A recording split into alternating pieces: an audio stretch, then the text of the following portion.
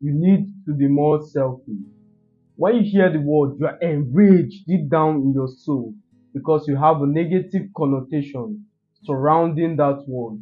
You've been told that being selfish is a terrible thing to do. And it is.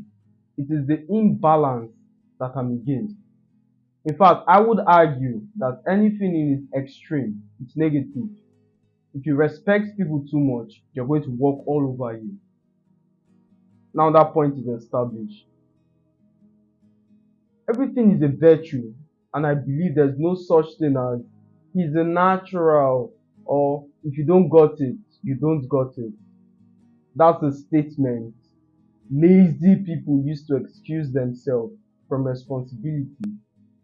Let's take confidence for instance.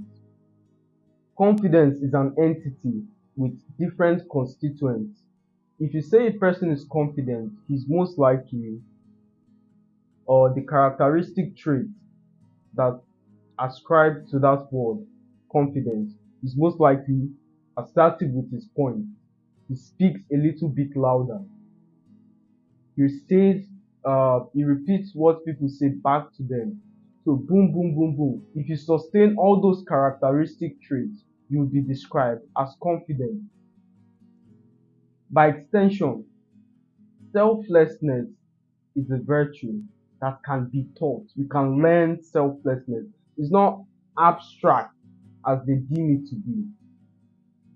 So, who is a selfless person? He most likely sacrifices for others. He is most likely liable to put others before himself. He most likely care about people. So there are so many characteristic traits that if you sustain, will be described as selfless. But most people are not selfless. Most people are timid. Exactly. And the problem with timidity is once you ascribe an identity to a timid person, he feels the urge to live up to this identity. You're not selfless, you're just timid. Timidity has, or timidity, although devoid of all these attributes aforementioned, has one entity that can engender all the attributes of a selfless person. Listen very carefully. That is agreeability. Most timid people are very agreeable, and once you're agreeable, it engenders all those other attributes. Let's go here. Internally, I don't want to do this. Externally, yes, all right. You now see that you're taking the exact same steps as a selfless person. So this is timidity masquerading as selflessness.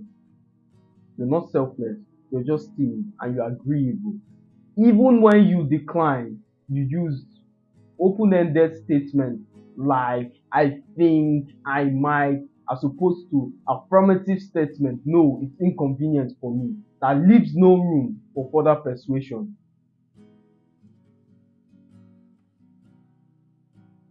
As a timid person, being totally timid and being totally selfless, as we've learned from the initial discourse, can have dire effects. Most likely, you're not going to get very ahead in your life and achieve your goals. Remember when you had that guest, impromptu, he showed up uninvited. You left your personal development goals, you relinquish your daily activities in order to make that individual feel comfortable. With every joke, you glanced at the time. Every story felt like you were reliving his life. He finally left. The day is almost over. I'll start tomorrow. You now see that that activity or that virtue enough at its extreme has dire consequence, not just to you, but to your destiny. You need to sustain the ability to decline events. Now, I must warn you, once you begin to decline events, you're like a machine, a terminator. You have this urge and power to decline every single thing. Immediately you decline one event, it's like no, no, no, no, no. You start declining everything.